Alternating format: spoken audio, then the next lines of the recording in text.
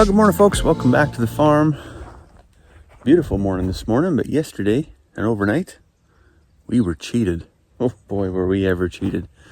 It rained just after supper time, between supper time and getting the kids to bed. And then about 11:30 last night, it started raining again. It rained pretty well clear to 4 o'clock in the morning. Pretty good, right? Come outside, check the rain gauge this morning. Didn't accumulate to anything at all, but everything is freshened up. At least everything's freshened up. It's moist, it's damp. Again, we'll take it. Why do I say we got cheated?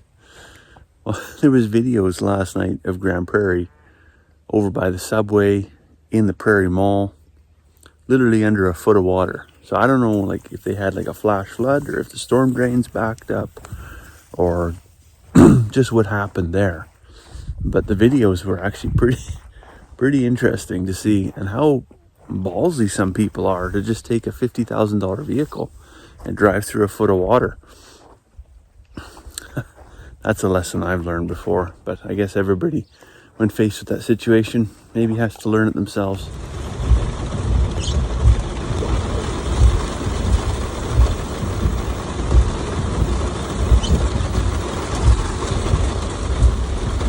Going that day or what?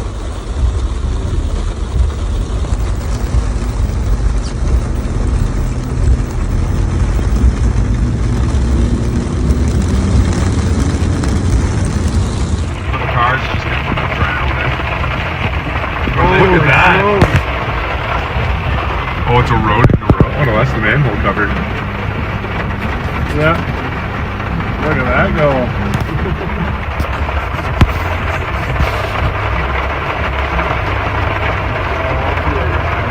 Oh, that is deep as anything. It's right over the median here. So because I sizzled the wife's raspberry bushes there, ended up spending the morning in the potato patch there and got that all cleaned up.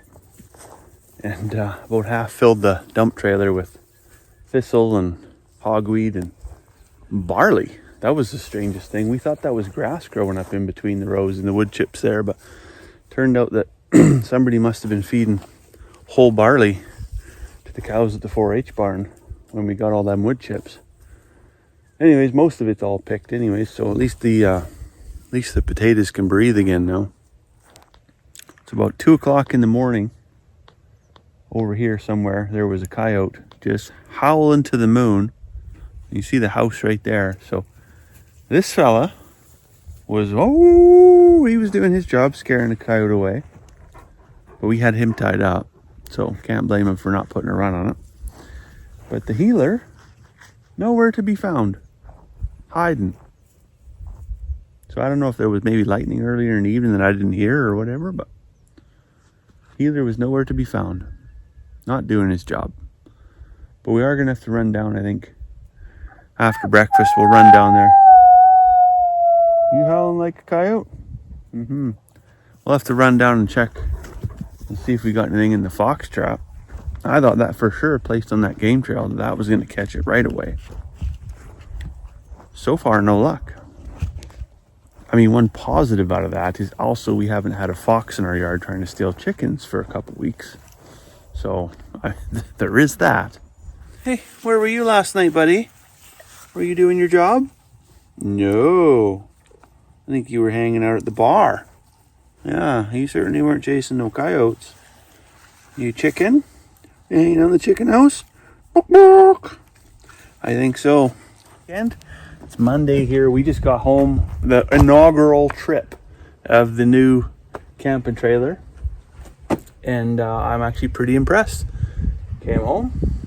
I don't think I pulled any tools out. I never fixed anything on it. And I came home and I still don't have anything to fix. So that's a win. A couple big things that I really like about it. Well, one big thing I really like about it. The electric front jack. That's a game changer, especially for getting the sway bars on and off, as opposed to hand cranking everything like a peasant. Something I really don't like about it though, it only came with 2 steps. And it's very high off the ground. Really could have used a third. I looked into replacing with a set of 3. They're like $500. Camper steps are not cheap. So that's a bit of a pain. The other thing I don't like is the the access hatches for the bunks underneath where the cargo space is. You know, you got a cargo space that's probably, you know, 2.5 feet deep, 2 feet tall, and 6 feet, probably 5 to 6 feet long in there. And then that little wee door, you know, it's no different than building a house, right? When you build a house, you put a front door on there that is big enough to get a couch and a queen size mattress through it. They didn't do that here. They built this great big area and then put these little wee doors on there. So to get your camping chair in, like you just get a camping chair in. And then you got to be kind of methodical to get your stuff Tetris is hard enough as it is. But Tetris inside of a space makes it that much harder. But overall, fridge works, stove works, the slide out works, the bed was comfy, the kids had a great sleep, it was warm.